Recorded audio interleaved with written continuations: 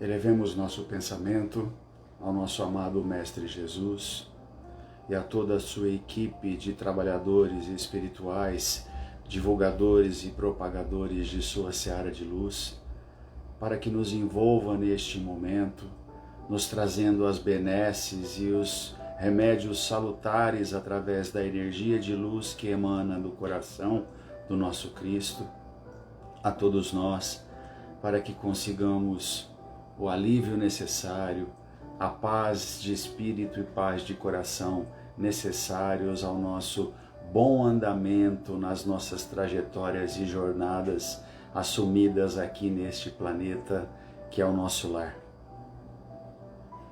Que Maria Santíssima possa também nos envolver com seu manto de luz azul em todas as nossas casas, em todos os hospitais, em todos os orfanatos, em todos os locais onde existam aflições, para que todos aqueles que buscam a ajuda do nosso Cristo Jesus possam ser alcançados pelo seu coração. Pai nosso que estais nos céus, santificado Senhor seja o vosso nome. Venha a nós o vosso reino. Seja feita, Pai, a tua vontade, assim na terra como no céu. O pão nosso de cada dia nos dai hoje, Senhor. Perdoa as nossas dívidas, assim como perdoamos os nossos devedores. Perdoa as nossas ofensas, assim como perdoamos os nossos ofensores.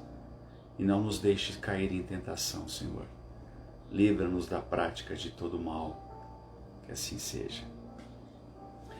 Boa tarde a todos, mais uma vez aqui reunidos nessa humilde casa de trabalho e oração, desse pronto socorro espiritual, que é a Casa de Isabel, Sociedade Espírita Isabel Soares de Moraes. Mais uma vez eu me sinto muito feliz e muito grato de poder estar aqui junto com todos vocês na reflexão maior do Evangelho do nosso Cristo Jesus. O capítulo que nós estudaremos hoje do livro Fonte Viva é o capítulo 90, denominado Varonilmente. Este capítulo ele é embasado num dos parágrafos da primeira epístola de Paulo aos Coríntios, e começa da seguinte forma: Vigiai, estai firmes na fé, portai-vos varonilmente, sede fortes. Paulo, Coríntios 16, 13. A epístola aos Coríntios, a primeira epístola feita por Paulo, ela é considerada um clássico da escrita dele, do Evangelho de Paulo, porque, acima de tudo, nas epístolas e nas orientações que Paulo passava aos seus seguidores, ele mantinha em todas elas o padrão de ética, padrão da ética cristã. E o que seria esse padrão de ética cristã? Em todos os momentos e em todas as oportunidades de evidenciamento, Paulo procurava explicar e orientar sobre os sistemas fundamentais, da obra realizada pelo nosso Cristo Jesus. Uma obra realizada por valores morais, por vivências, baseados na palavra de Deus, que sempre foi pura e sempre foi verdadeira. Paulo, então, ele tinha como principal necessidade a divulgação do Evangelho do Cristo. E sendo ele considerado um dos maiores divulgadores dessa mensagem, ele acabou indo a muitos locais e a muitos lugares para fundar as chamadas igrejas cristãs. A igreja de Corinto, ela foi fundada durante os 18 meses em que Paulo viveu naquela cidade, aproximadamente aí entre os anos de 50 e 52 depois de Cristo. Corinto, na época, era uma cidade cosmopolita, pois era uma grande concentração de pessoas em um grande centro urbano, onde tinha uma enorme condição de comércio também, composto por pessoas advindas de vários países. Então as culturas, elas eram diversas e poderiam ser evidenciadas a qualquer momento e em quaisquer situações ali naquele país. Corinto também era uma cidade considerada a principal cidade do mundo helênico, que vem da cultura grega, né? E ela era também conhecida pelas tentativas e pelas tendências ao paganismo e também à proliferação de cultos e à devassidão. Infelizmente, Corinto era uma cidade que também valorizava os prazeres da carne. Tanto é que eles evidenciavam e eles cultuavam a deusa Afrodite, que é a deusa do amor, e todos aqueles que quisessem adentrar a cidade e fazer parte da sua cultura, tinha que passar pela iniciação de Afrodite. Ou seja, existiam as sacerdotisas e todo homem que quisesse entrar e passar por ali teria que passar pelas sacerdotisas em ações físicas, sexuais, enfim. Mas não é momento, aliás nunca foi, e também não é oportuno nós avaliarmos o porquê das pessoas agirem daquela forma. Na verdade, Haroldo Dutra Dias, em uma palestra que ele faz, ele explica muito bem essa questão e ele deixa assim bastante evidente de que aquelas pessoas que praticavam os cultos, a devassidão, ao paganismo, na verdade buscavam o entendimento do que é o amor. Entendendo eles que no seu princípio inteligente ou na sua condição ética moral, o amor primeiro parte de uma atração física, na verdade ali todos aqueles que buscavam esse tipo de encontro ou esse tipo de saciedade, né, eles eram carentes da necessidade do entendimento do que é o amor. Então Paulo, ele considerava a igreja de Corinto como uma das provas mais palpáveis do seu ministério apostólico. Por causa disso mesmo, por já existir ali problemas como práticas más, como práticas vis, né, contendas e divisões que chegaram até a ameaçar o apostolado de Paulo com relação ao Evangelho do Cristo. Porém, sempre focado, sempre muito bem orientado por Estevão, que representava o Cristo na sua trajetória, ele procurava orientar a todos os seus seguidores da melhor forma possível, dando-lhes o melhor entendimento e as melhores condições de ação. No primeiro parágrafo, versículo 10 da epístola, Paulo diz da seguinte forma, abre aspas, rogo-vos, irmãos, pelo nome de nosso Senhor Jesus Cristo, que faleis todos a mesma coisa e que não haja entre vós divisões. Antes, sejai inteiramente unidos na mesma disposição mental e no mesmo parecer. Então, para que não houvesse nenhum motivo de divisões e descrenças, Paulo pedia e orientava que todos os seus seguidores procurassem ter o mesmo raciocínio, o mesmo entendimento, para que as explicações que pudessem ser dadas àquelas pessoas que buscavam luz sempre fossem as mesmas, baseadas nos ensinamentos do nosso Cristo Jesus.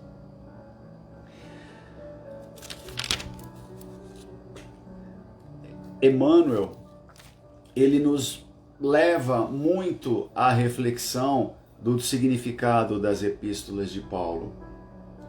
Quando ele nos diz, intitula o capítulo como varonilmente, o que significa a palavra varonil ou o que significa varonilmente? O significado é de que, varonilmente, é uma pessoa que age de modo corajoso, que ela age sem temor, que ela age destemidamente. Só que para nós agirmos assim, existe a necessidade de uma grande construção íntima dentro de nós, que todos nós buscamos, na verdade. Todos nós queremos agir com coragem, sermos destemidos, sem temor. Todos nós queremos um equilíbrio que nos faça nos sentir melhores e termos a construção da paz dentro dos nossos corações. Mas existem itens na nossa vida que nos impedem de agirmos varonilmente. Existem situações aí que não integram o trabalho que o Senhor Jesus deseja que nós façamos e deseja que nós desempenhemos. Nós aí passamos por vários momentos nas nossas vidas onde nós somos incutidos a raciocínios de tristeza, onde nós somos incutidos a pensamentos que nos causam sombras esterilizadoras de qualquer atitude melhor. Nós somos induzidos à má vontade, às queixas e às insatisfações da vida, aos nossos atos de leviandade. Tudo isso nos impede de que hajamos destemidamente, com coragem e com confiança. Então é importante que nós mobilizemos os nossos recursos íntimos com otimismo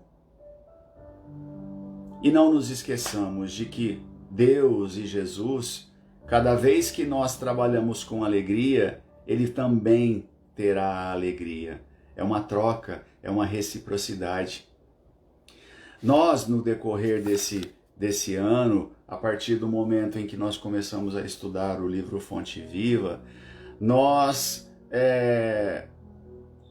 podemos enumerar aí vários itens das lições anteriores que nos provam, que nos comprovam, que nos elevam e que nos direcionam a pensamentos melhores e maiores e que nos favoreça a ação varonil. Nós falamos, por exemplo, em lições atrás, da necessidade de sermos perfeitos. Nessa lição, inclusive, nós entendemos aí a trajetória do nosso espírito ao corpo e a ascensão ao nosso ponto mais alto. Nós falamos aí em Sede Perfeitos, no capítulo Sede Perfeitos, pela ascensão do nosso senso moral. Falamos do que é princípio inteligente, vocês lembram disso? Que quando nós adquirimos a razão, o pensamento contínuo e o livre-arbítrio, nós estamos com o nosso princípio inteligente individualizado.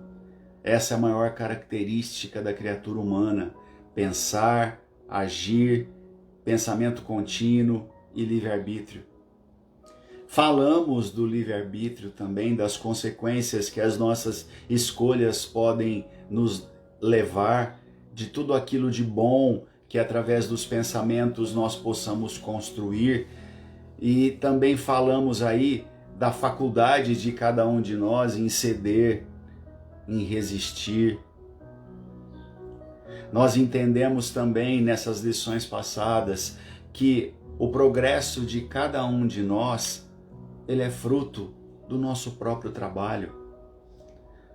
Todas essas conscientizações, elas são orientações do alto, onde nós temos a oportunidade de ouvir, refletir e aprender, que nos elevam o espírito e nos trazem condições melhores aí de raciocínios com relação a nós mesmos e com relação ao nosso próximo. Nós falamos também, por exemplo, de solidão, né? Levando ao entendimento que um homem que é solidário, ele jamais será solitário. Que a solidariedade, ela vence qualquer emoção negativa de solidão. Falamos também da fé no futuro, para a conquista da nossa paz íntima. Lembra disso? Falamos de oportunidades, da reencarnação, das oportunidades de vidas que Deus nos oferece para que aprendamos cada vez mais e entendamos o real significado e atitude do amor que foi vivenciado pelo nosso Cristo. Falamos de incompreensão, da necessidade de que nós nos coloquemos no lugar do outro para entender que talvez aquela ofensa que ele me causou era tudo que ele podia fazer naquela hora. E assim sucessivamente, nós também trazemos esse ensinamento para nós mesmos, porque nós não devemos nos culpar por atitudes passadas, por ter feito assim, ter feito assado. Na verdade, tudo aquilo que está no passado e todas as nossas atitudes que nós tivemos no passado, era naquele momento a melhor atitude a ser tomada por nós. Não nos arrependamos. Procuremos entender que o dia de hoje é o dia mais importante de nossas vidas, porque ninguém vive só. Nós temos conosco milhares de expressões de pensamentos nossos e dos outros, que influenciam aos outros, como também os outros também nos influenciam. Importante que nós estejamos embasados no Evangelho de amor e de construção do nosso Cristo, para que sempre possamos assimilar e juntar à nossa volta pessoas melhores, espíritos maiores, e assim nós vamos nos espelhando a todos aqueles que são melhores do que nós e nos tornamos pessoas melhores. Nós falamos também, por exemplo, de corações cevados, de ressentimentos, que são opções nossas pouco inteligentes, todos os nossos ressentimentos, porque eles causam mágoas e as mágoas nos provocam doenças, que o ódio e o rancor é denotação de uma alma sem elevação, de uma alma cheia de fel. Falamos principalmente de misericórdia, que é o complemento da doçura que nos torna brandos e nos torna pacíficos. Falamos também, nesse decorrer, de processos de ampliação de valores, ou seja, a necessidade da leitura do Evangelho, de livros edificantes, de meditações para que nós consigamos volver-nos internamente, para encontrar Deus dentro de nós mesmos. E falamos do trabalho espiritual e do trabalho material. Quantas coisas nós conversamos nesse período que, se juntarmos todas elas, são orientações valiosíssimas que nos dão a oportunidade de sermos melhores. Nós não podemos desperdiçar todos esses momentos. O Evangelho do Cristo, ele está aí em páginas abertas e claras, através da codificação espírita, que nos contribui, que nos faz contribuir para sermos servos de Jesus. Nós vivemos de ciclos na nossa vida. Nós temos aí as etapas de nossa vida que começam e que terminam. Nós conhecemos o ciclo da lua, nós conhecemos as estações do ano, nós conhecemos a semana, começo da semana, final da semana, começo do ano, final do ano. Em tudo que entramos, em qualquer ciclo que nós adentremos, nós nunca seremos os mesmos que entramos. Sempre no final nós seremos uma pessoa, um espírito diferente, porque a partir dessa experiência nós nos transformamos em outras pessoas. Ideal, como eu disse, é que na transformação ela seja embasada no amor, na caridade, no princípio do raciocínio de amar a Deus sobre todas as coisas e ao próximo como a si mesmo. Para que encerremos um ciclo que nós começamos e começarmos outro, é extremamente necessário que nós exercitemos a nossa gratidão. Olha quantas coisas boas nós tivemos a oportunidade de ver e refletir durante esse ano. Foi um ano difícil, ainda está sendo um ano difícil, mas em todo o caos nós criamos a oportunidade dentro de nós de raciocínios maiores para que a gente saia do caos. O sofrimento causado para todos nós nesse ano difícil tem um sentido maior e tem um sentido melhor. E para sermos gratos, nós também temos que aprender a uma outra ação, a uma outra virtude, que é o perdão.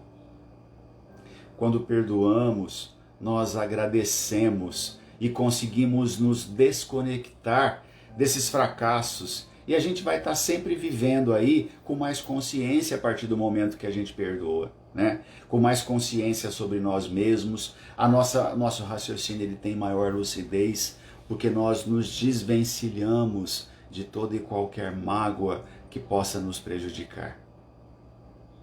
Importante em que cada ciclo que nós comecemos, é necessário que haja um planejamento de como nós vamos desenvolver esse ciclo. Eu estava vendo uma entrevista de Marcelo Bispo, que é um divulgador da doutrina, né? E ele disse que há muito tempo atrás ele estava num centro espírita e teve a oportunidade de conversar com uma entidade. A entidade, muito amiga, chegou a ele e perguntou: qual é o maior sentimento da humanidade? E ele, naquele momento, né, achando que a resposta dele seria a única e seria a certeira, a correta, e disse: o maior sentimento é o amor. Aí o Espírito disse a ele: não, você se engana. O maior sentimento é a paz. Então, mas por que a paz? Porque somente quem tem paz consegue amar. Aí ele fala: e aí nesse decorrer da minha vida, né, depois de tudo isso, eu acrescento ainda uma coisa a mais dentro da questão do amor e da paz. Para que se tenha paz e que se dê amor, antes de tudo, é necessário que tenhamos fé. Se nós não confiarmos na providência divina, se nós não acreditarmos que tudo passa e tudo o que acontece conosco é em prol do nosso próprio desenvolvimento e que Deus, nosso Pai, nosso Criador e nosso Mestre Jesus não nos desampara em nenhum momento, se nós tivermos a fé viva e a fé também raciocinada e equilibrada, nós encontraremos dentro de nós a paz e o amor. Eu achei muito legal o exemplo que ele deu. Achei muito interessante e de uma contribuição ímpar para todos nós. Porque a gente busca isso incessantemente, né? Eu particularmente busco incessantemente a paz dentro de mim. Mas necessário se faz de que antes eu tenha que ter confiança em Deus. Porque se eu não tiver a confiança em Deus, a minha ansiedade impera muito mais do que deveria. Se eu não tiver confiança em Deus, eu vou acabar querendo gerenciar a parte que Deus compete, além de gerenciar a minha. Nós nos tornamos exigentes e imediatistas, entendendo que as questões materiais e que as necessidades do momento, elas devem ser supridas em qualquer situação. Lembra da passagem do cego de Jericó, onde Jesus perguntou: o que queres que eu faça? Ele disse: que me faça ver. Então é importante que nós enxerguemos. Durante esses 365 dias que nós passamos esse ano, nós tivemos vários momentos de alegria e descontração. Na verdade, o isolamento, ele veio para que cada um de nós analisássemos os nossos corações e as nossas mentes. Alguns de nós chegaram até o desequilíbrio por conta disso, por não terem o raciocínio lógico de tudo o que acontece. Mas todo o desequilíbrio, ele vem também em uma função de iluminação de nossos pensamentos, iluminação de nós mesmos em espírito. Eu gostaria de ler na íntegra o capítulo Varonilmente para que vocês entendam um pouco mais sobre aquilo que estamos tentando falar para vocês hoje. Então vamos lá. Varonilmente. Vigiai na luta comum. Permanecei firmes na fé ante a tempestade. Portai-vos varonilmente em todos os lances difíceis. Sede fortes na dor para guardar-lhe a lição de luz. Reveste-se o conselho de Paulo aos Coríntios, ainda hoje, de surpreendente oportunidade. Lembra? Vigiai, estar firmes na fé. Para conquistarmos os valores substanciais da redenção, é imprescindível conservar a fortaleza de ânimo de quem confia no Senhor e de quem confia em si mesmo. Não vale a chuva de lágrimas despropositadas ante a falta cometida. Arrependermos-nos de qualquer gesto maligno é dever, mas pranteá-lo indefinidamente é roubar tempo ao serviço de retificação. Certo, o mal deliberado é um crime. Todavia, o erro impensado é ensinamento valioso sempre que o homem se inclina aos desígnios do Senhor.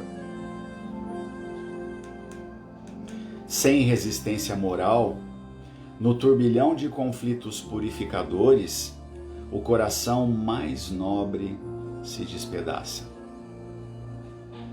Não nos cabe, portanto, repousar no serviço de elevação. É natural que venhamos a tropeçar muitas vezes. É compreensível que nos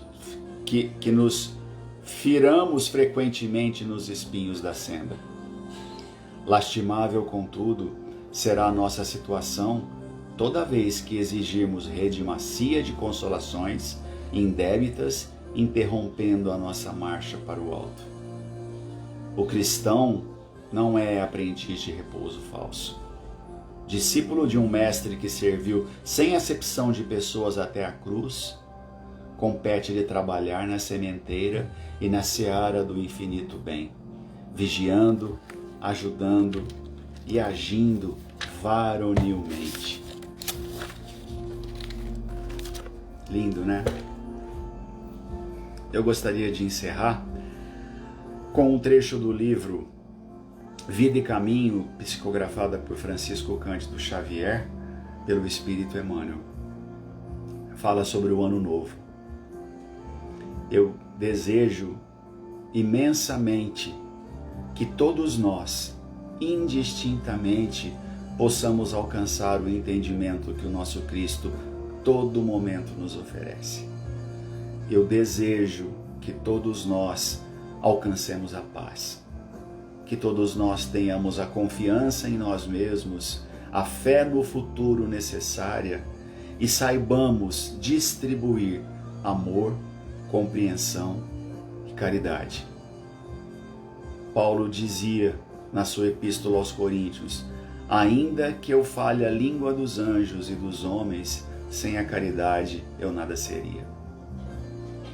Então vamos lá na mensagem.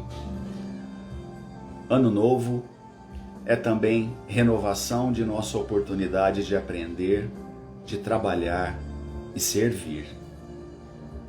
Novo ano, novo dia. Sorri para os que te feriram e busca harmonia com aqueles que te não entenderam até agora. Recorda que há mais ignorância que maldade em torno do teu destino. Não maldigas, nem condenes. Auxilia a acender alguma luz para quem passa ao teu lado na inquietude da escuridão. Não te desanimes, nem te desconsoles. Cultiva o bom ânimo com os que te visitam, dominados pelo frio do desencanto e da indiferença. Não te esqueças de que Jesus jamais se desespera conosco. E como que, oculto ao nosso lado, paciente e bondoso, repete-nos de hora a hora: ama e auxilia sempre. Ajuda aos outros, amparando a ti mesmo. Porque se o dia volta amanhã, eu estou contigo, esperando pela doce alegria da porta aberta do teu coração. Um feliz ano novo para todos vocês. Gratidão por estarmos juntos aqui sempre. Que Jesus os abençoe e muita luz no caminho de vocês. Muito obrigado.